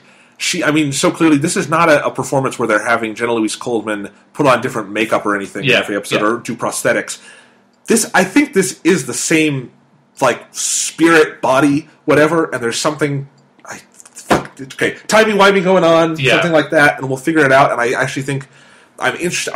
This is a mystery I'm actually legitimately interested in for the first time in a couple episodes. I would be if I am not tired of having met this character for the 3rd time now. Okay. And I'll tell you, and I totally get all those complaints. And as you said, it's just a matter of how much we are bothered by those complaints. Yeah. But I guess for me, what I liked about this episode and how we get this Clara is that I think the way it focused on the Doctor and really kind of putting him back where he is the central figure here, and it's his arc that really matters, is that throughout this episode, I just loved the joy Matt Smith was able to project, especially knowing in what a dark place he was in The Snowman. Yeah. Of just being able to save this person and finally get to know her and really being, proud of her in the moments when she is able to do stuff in this episode and things like that. And just, for me, like, the key scene in the episode is where the Doctor saves Clara, puts her in bed, and he's just so happy to have this friend in his life finally. The way you phrased that felt like he slept with her. Okay. Like, when he put her in bed. Okay. You might want to clarify that. Clara is fainted, so he gently places her. No. April Fools. No, okay, yeah, April Fools. Yeah, that would be when I stopped watching Doctor Who when the Doctor date raped someone. It's like when they want to take that, like, the Doctor's getting dark, like, thing and just, like, go way overboard with it. Yeah. 12th Doctor, man, he's going to be fucked up. Yeah. He's going to be played by, like, Tom Hardy, like, talking like Bane. Anyway. But yeah, so he puts Clara in bed because she is sick and should be on a bed rather than the ground. Is that a good way to say it? Yeah. All right. And he's just so happy to finally have this friend in his life, and I think he's so kind of giddy that he's not even thinking about, yet this is someone different, kind of. Yeah, this person probably thinks I'm fucking creepy and completely insane. Yeah, but the Doctor doesn't think like that, and he puts the flowers in the vase, and he gets her water, and the jammy Dodgers always changes her into her pajamas, which is something you don't see on screen. Okay, well, it's that thing that, like, always happens when people are unconscious, and then they wake up in their different clothes. You always have to remember that person had to undress that person while they were unconscious, and then put new clothes on them, which always makes all those things super fucking creepy. I don't even know how you easily do that. Like, I do. Okay. April Fools? No. Okay. Anyway, watching that scene, I was trying to, like, verbalize it. It's just this sort of giddy, fantastical feeling of joy, and that's the feeling I kind of most associate with my personal love of Doctor Who, and that was what was missing for me much of this season. I felt it in parts in The Snowman, sort of, but there were a lot of things kind of holding that back for me, and here, I think because we had that build-up of her dying twice, and I think it was paid off to at least a certain degree in this scene. Not saying it's justified as a story point, but they were following up on that here with the Doctor's sort of joy at this, and the amount he needs this childlike sense that's coming out of him of just having a new friend and being there for her, and that's something that I think is very much part of the 11th Doctor. That's kind of his childlike side. He very much is this sort of, id-ego kind of thing with this very old... He has the age of all the Doctors, but he also has this more childlike sense. How do you really feel that there? And I don't know, it's just that scene, and then all the things that followed where we just start getting scene after scene with them together, and there's nothing inhibiting them being friends here. That just made me feel like I was watching the Doctor Who I know and love, and they're together, they're working on a case that feels very much Doctor Who-y, at least in terms of my nostalgia with the show, because this is very, very much a Russell T Davies story. Yeah, this is a new Who.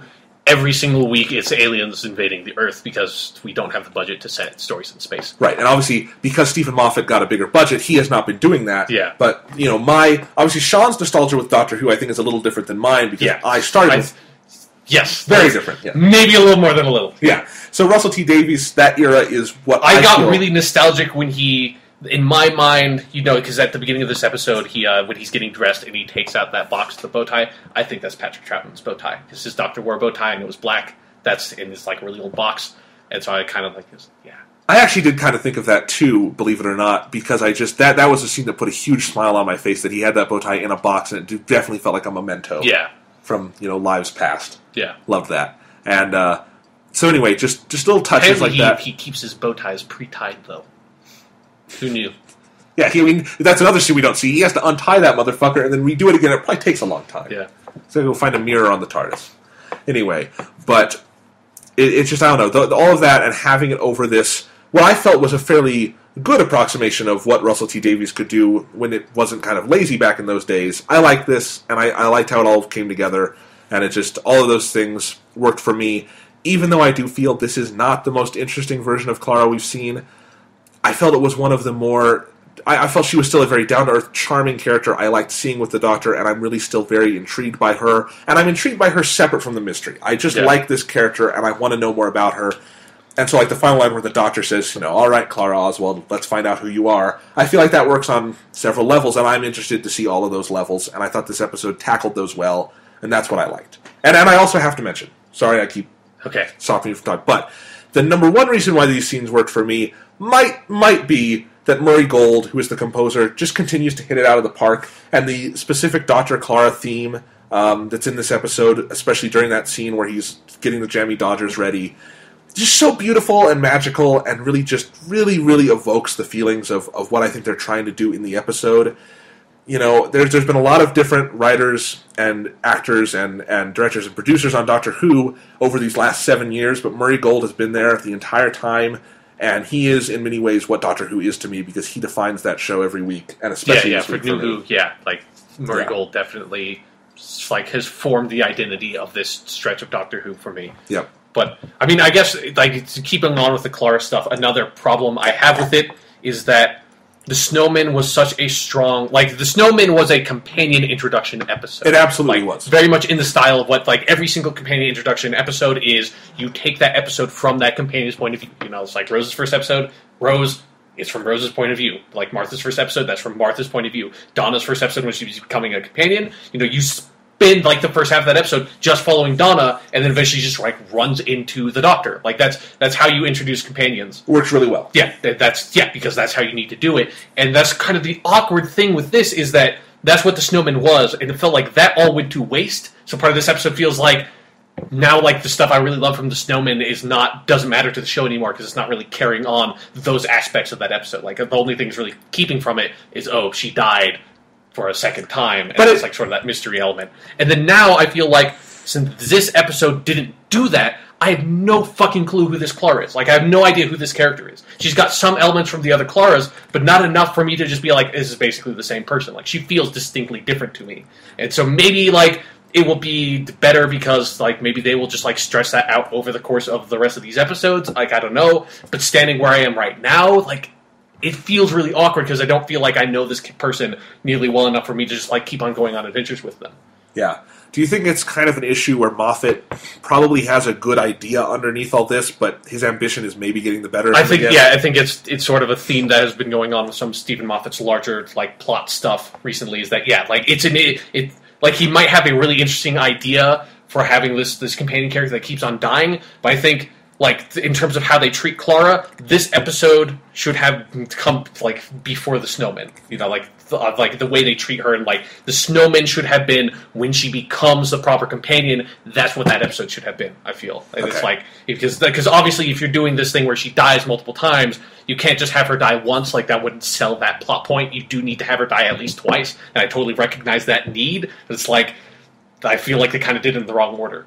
I kind of agree, too, to a certain degree. But what I would disagree with you on that is you said that the events of the snowman now, that introduction does not matter. I would disagree with that because those events happened and they clearly left an impression on the Doctor. For the Doctor, but they don't matter for Clara at all because that Clara's dead, and that's the Clara I liked. And that's but then you also don't get this sense of like that Clara's dead because Clara keeps on coming back. So it's like that character I really liked is gone.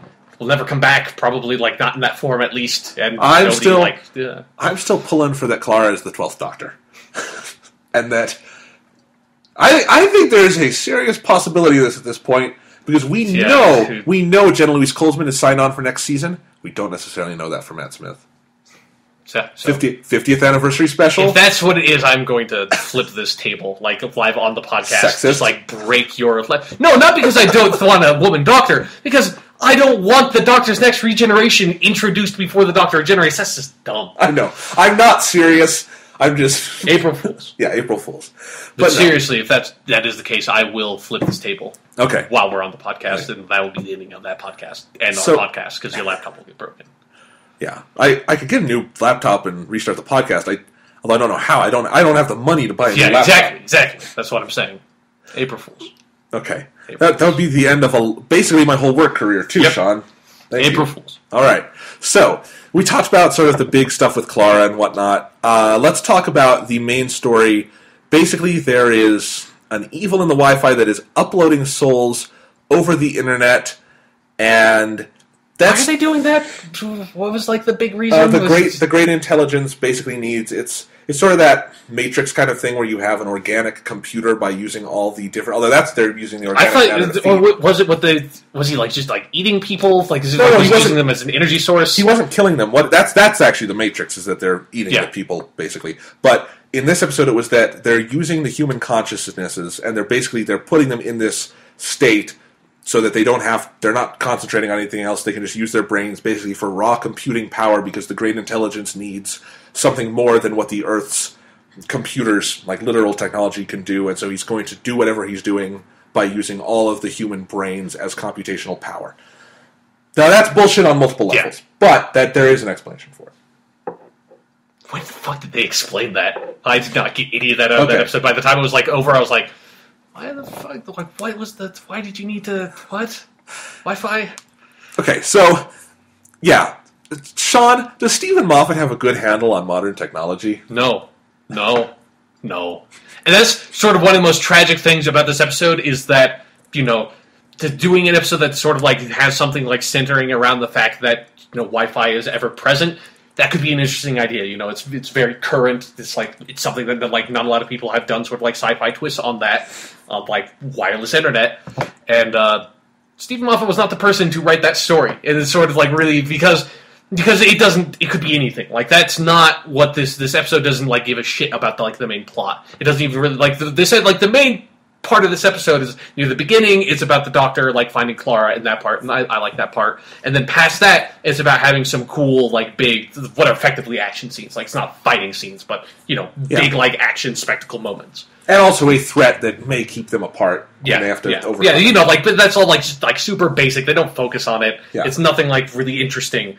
And it's kind of disappointing because it could be something like this doesn't need to be a throwaway plot. Like this like.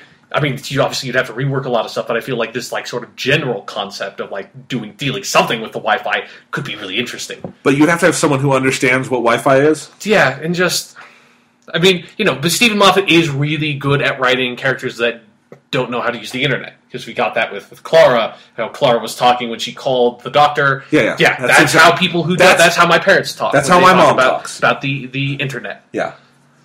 So where's the internet gone? Well, the internet hasn't gone anywhere, Mom. Yeah, no, I don't have it. I loved when she asked the question, "Is the internet on?" I just loved that because my parents have multiple times asked me literally that question, and that just sounds so weird. It's like the internet isn't a thing you'd turn on. That doesn't. No, that's not. The internet exists with or without you. Yeah, exactly. Yes, but anyway, so yeah. Wi-Fi stuff is total bullshit. I still had fun with the story because I thought it allowed for some good plot mechanics in terms of having they were able to take over human bodies to talk to the doctor, and there was some creepy stuff there. I wasn't scared by it or anything, but I thought it worked well with what the doctor was going through. I thought it was fun from a tension standpoint. I thought the hour was really well paced. I liked that at the end the doctor was able to send basically this doppelganger out and reprogram that. And I thought that was a good little surprise. Yeah. Good sort of kick-ass moment for him beating the bad guy. By the way, speaking of the bad guy, obviously the Great Intelligence was the overall big bad of this episode, but the main villain we had was this woman, Miss Kislet. And I feel like they really, really, really tried hard to get Judi Dench for this part. And just couldn't. I know. I got that exact same feeling. This feels like it was written and directed for Judi Dench, and she just didn't show up. Yeah. Which is too bad, because Judi Dench should totally be on Doctor Who. Yeah. She should be his companion. I definitely agree. Break the 20-something stereotype. Yes. It's fucking... Have her play I don't care how, just break it. I've got it. Crossover with Downton Abbey. She plays her character from Downton Abbey. The Dowager Countess comes with the Doctor. No. Okay. No. I've never seen Downton Abbey, but... I haven't either, but I don't want to. Okay. So no. All right. Because if that happened, I would feel compelled to then watch Downton Abbey, and I don't want to. So let's not do that. All right. Anyway, and the funniest part of this episode for me is that I've seen some of the Patrick Troughton serials. Because Sean showed them, and he's the best doctor and all that stuff. Yes. And there's a common trope where Patrick Troughton fucking hates computers. Yeah. It was the biggest example of that was from the episode I showed you, the invasion, where they go to Tobias Vaughn, the main villain, lives in this huge tower, and the only way you can get in is by submitting this thing to this computer. And Patrick Troughton's just very frustrated because it's this stupid machine, this dumb computer. It's just kicks it and stuff. Yes. And now the Doctor is a master computer hacker. Yeah. So much so that when some person who doesn't recognize, has no idea where or when they're calling him from, asks him about the internet, he already knows that they're using Wi-Fi. It's not they're using dial-up, not some future when we get past Wi-Fi. No, it's the Wi-Fi. Yeah. He doesn't need to ask that question. No, he does not. But anyway, I immediately, every time he used a computer in this episode, I thought of that because they've had the 10th and 11th Doctors interface with computers before, but not to this degree. And it was just this was other than the character stuff at the beginning. Once they get into the hacky Wi-Fi bullshit, this is basically people typing on movies or TV. The Doctor Who episode because it's that thing where they're just typing furiously away. It's that's not. God damn it! Nobody uses a computer like that. It's if you want to replicate it yourself, there's a great website called hackertyper.com where it's just you just load it up. It's a blank screen and you just type whatever you want and just makes hacker bullshit code come on on fucking TV shows like Doctor Who. I loved it when they had Jenna Louise Coleman do it, and she was, for one, the computer they were having her use was too small to type like that. Yeah, and so she was just on the home row and typing back and forth on the home row. I don't know if you saw that. She did not. I don't think she was moving her fingers up or down because you really can't. I don't think you can. And she was very obviously manipulating stuff that's you're using the mouse to manipulate that, but nobody uses a mouse. Apparently, in the Doctor Who universe, the mouse just never got invented because for some reason, fucking nobody gets that. It's you just because you're really smart with computers doesn't mean you never touch your fucking mouse. It's computer people touch their mice too. That's why mice got invented. Yes. Just to make that level of interaction a lot easier. So you don't have to type code out constantly. It's not fucking DOS anymore, goddammit. Yes. And maybe that might be one of the reasons why the plot stuff annoyed me, is that is one of the things that's, it's kind of like when how movies and TV shows treat gasoline. This always bugs me. It always bugs me. And it's just like, I wish they would just stop at some point, because we know so much better now. Yes. It's not the early 90s. What Sean's referring to as gasoline is that in any movie ever made, if you shoot a tank of gasoline, it will explode. Yeah. So far beyond... It is like, I don't understand how cars just don't explode constantly, because they run on gasoline. Cars run by exploding gasoline, Exactly. Yeah. It's like, you should all just die the second you look at a car, and you should just explode, because you looked at something that contains gasoline. For reference, watch Goldfinger. There's a scene... Or Raiders of the Lost Ark. Yeah. Or any action movie. Just any of them. And that's why it annoys me, because all of them. But Goldfinger has the scene where they just fall into a ditch and it explodes. Yeah. And it's great. But anyway, so what else do we want to talk about this episode? The Great Intelligence seems to be the big bad of this season now. Yeah. And they actually have an actor, Richard E. Grant, playing him. Yeah. I'm interested to see where that goes. Did the voice for the mini web series Scream of the Shulka. Who was like an alternate Ninth Doctor that they produced in the early 2000s before the show got revived. Oh. Weird. Throwing that out there. Yeah. He also was on Curse of the Fatal Death, comedy special that they did when the show was off the air also. The one throwing he has a history with Doctor Who. Yes. Okay, cool. Well, I'm interested to see where this plays out, because we got a little bit of it in The Snowman, a little bit here, and I'm actually somewhat intrigued. I think that this is the kind of plot arc they could easily have a good finale with in episode 8 this year. Yeah. Not the next episode, which would be episode 8. I mean episode 8 of this run of 8 episodes, which is actually the 7th to 14th. I know. Yeah. And it's also a villain that, can just be in the background, and you don't have to, doesn't have to be in your face all the time. So right. Works like that. Yep. And I feel like if they are... that stuff with the Clara stuff, I think for these 8 at least, they will be able to do a good job, like Series 5 did, of having standalones, but always forward momentum. Yeah. If they can just be connected a little better than they were those first 5. Yeah. Which had no connections whatsoever. Yeah. So, lots of good stuff in this episode. I liked how it ended, the sort of final, scene where the Doctor has this typical speech about, we can go anywhere, blah, blah, blah. Yeah. The one he gave to her in the Snowman. I know. It sounds like we're going to get the time-honored tradition of episode 2-8 now being... The second episode for this companion, which is the 4th episode for this companion, but the second episode for this companion. Yes. April Fools. It'll be the typical let's go see something awesome. Yeah. Which is when we got in the next episode preview. I always love those episodes. Yeah. For some reason, they always look the same. As soon as I saw that, I was like, okay, the next episode preview is that just basically kind of looks like the end of the Earth. Just the visuals. Yep. Or even Beast Below with all the reds. Yeah. Yep. So, or even Fires of Pompeii was all red, too. Yeah. Yeah. So... Who knows why, but that's what they do. Yep. So, little other things to note. It feels like we're seeing the new Doctor costume that he's having with Clara. Yeah. For the first time. I love it. Looks really good. I like it, too. Yep. Matt Smith looks good in a variety of contexts, but this is a particularly cool costume he's got. Yeah, and I do like that they are... I mean, all the modern Doctors have been kind of like this, but even more so now, going back to, the old Doctors of, they've got a general style, but they don't have a costume. They have outfits. And right. I like that. It's he's just wearing clothes. Right. Every once in a while, he kind of wants a longer coat. I can dig that. Yep. Works well. Let's see. So then we got that. We got to see more of the new TARDIS interior, which is just fantastic. We talked about it at Christmas. That. Yeah, love it. But still got Matt Smith's face in the opening credits now. Still love that. As we noted, we got a new mix of the theme song, which I like. It fits the new visuals much better than the one they played with the Snowman, which was just the previous mix. Yeah. They finally put the final new mix in there. And the end credits music was spruced up a little bit, I noticed. It sounds kind of like the 5th Doctor era, where they've got some electronic bass thrown into the mix. I like that. If you've never seen the 5th Doctor opening, that era... Yeah, that era, that started with the last season of the 4th Doctor. I love those openings. That version of the theme is great. Yep, it's so cool. So anyway, is there anything else to talk about here? Oh, I like that we got... Unit was the one that came in. Just a nice... It's always nice to have Unit make a little appearance. Always nice. I also loved what the bells of St. John actually were. Nice little in-joke. The sticker is on the TARDIS is the St. John ambulance. So which I've always been aware was there, but I just didn't make the connection. Yeah, that was neat. Wonder what the fuck the monks thought the TARDIS was, but then again, humans never quite question what the TARDIS is enough. Yeah, which is fine. Like, shouldn't, when you, like, walk into the TARDIS, shouldn't you just get an aneurysm and die? Like, it's like it's just such a significant, like, shock to you and, like, a change in pressure or whatever. They're just like, I'm dead. Yeah. Like, my human brain cannot contemplate this. I'm dead.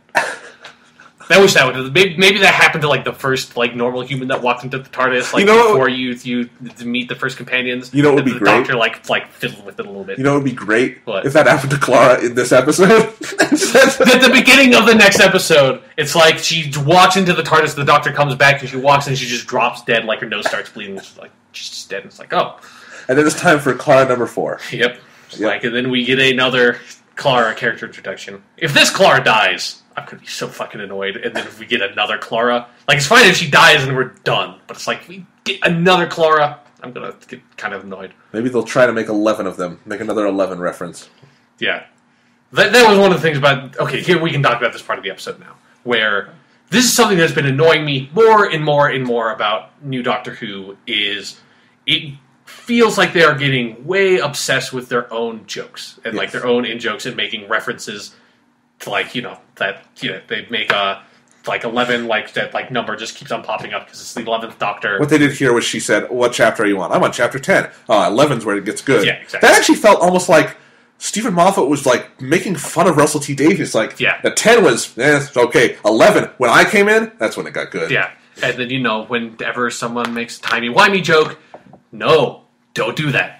We like that line. They haven't done that in a long time. They haven't done that in a while. There was the Spacey Wacy thing in The Doctor's Wife. I think there was another one in season 6, but I can't remember. But anyways, they make those references. Like, it happens. Yeah. The fact that it happened once is too much. But, and it's just, it's annoying. Like, I wish the show would not do that much. I get the temptation because it is a very sort of, like, has a very cultish fan base. And if you want to appeal to that, you do that kind of stuff. But it just feels really lowbrow and easy, and I really hate it. And the biggest example of that they turned into a fucking plot point, then they just, like, smack you over in the face with it in this episode, is 8.5 minutes in, you get the fucking Doctor Who joke. And I love that you have a time code. Gets said... Because I paused the episode, when I paused the episode, the time code came up, so I knew it was like, okay, this is 8.5 fucking minutes. Because I had to pause the episode because I wanted to actually keep on watching the episode, but I had to get off my string of curse words because it fucking... Like, I literally... I missed some of the dialogue there because I just cursed over it. I did not pause. But basically what happens is, typical scene, Doctor comes in, he's like, "Hi, I'm the Doctor." Clara goes, "Doctor who?" But then that's bad enough. Yeah. But because that has been said, like, fucking every episode now. It's just always constantly happening. It's driving me insane. But I think I could handle it if they then did not... The Doctor did not then force Clara to repeat the words Doctor Who twice. Yeah, exactly. And then say he likes the sound of the words. Yeah, and that's... Oh my god. Like, that's the worst one. That is the worst one so far. That is worse than a decapitated blue head yelling out, "Doctor Who!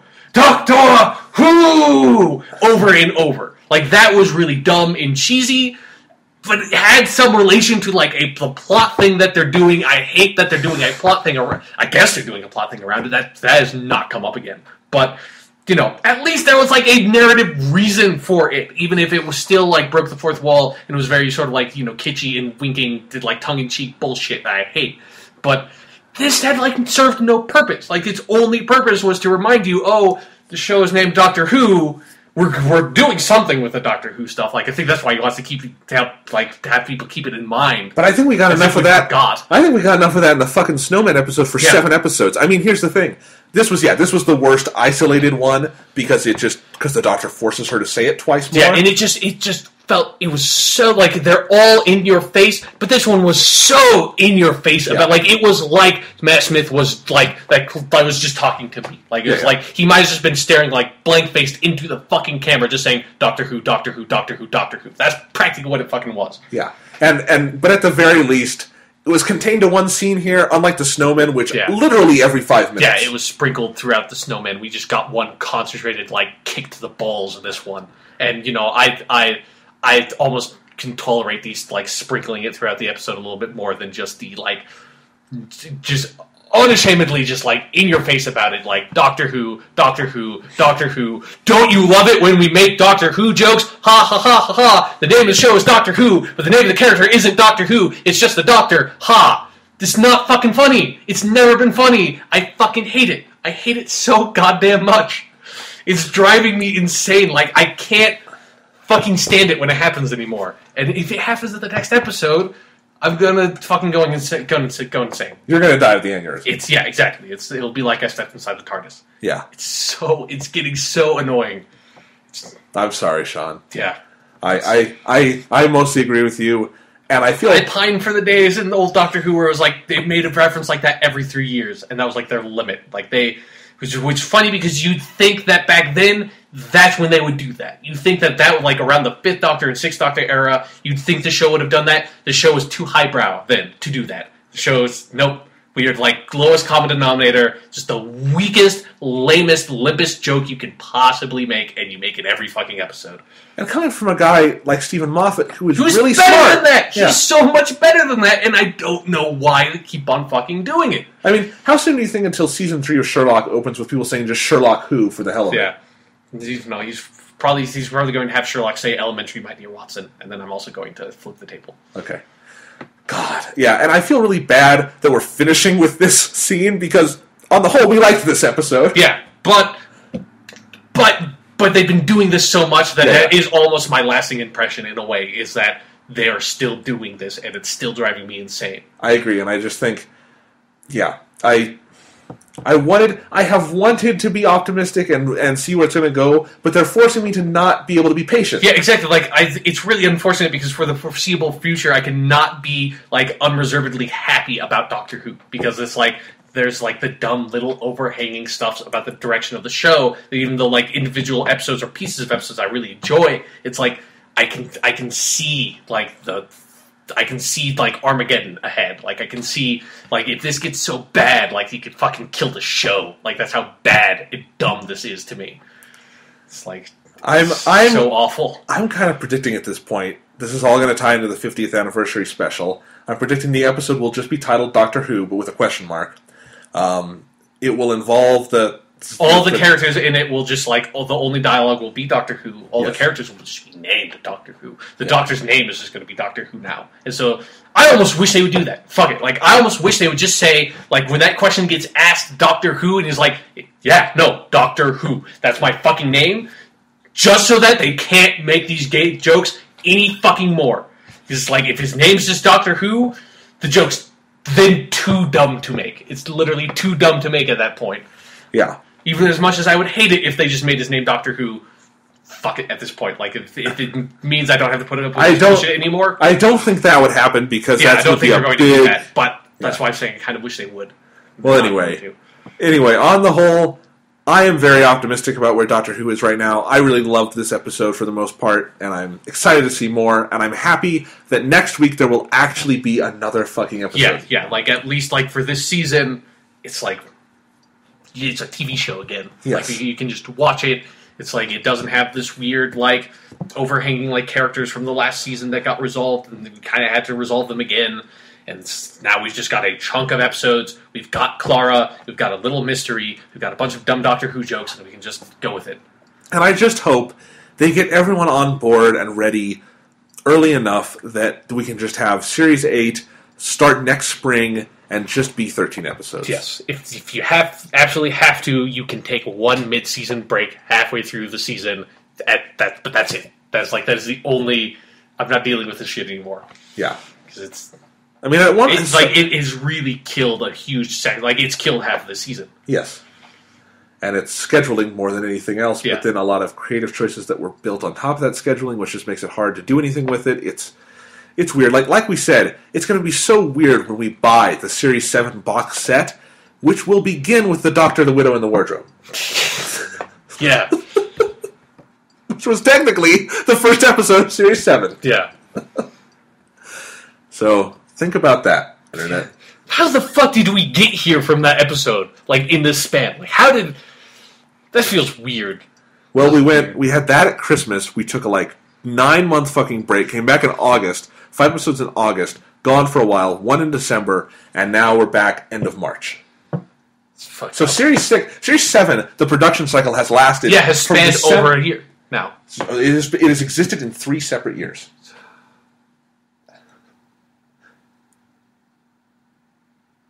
It's fucked up. April Fools.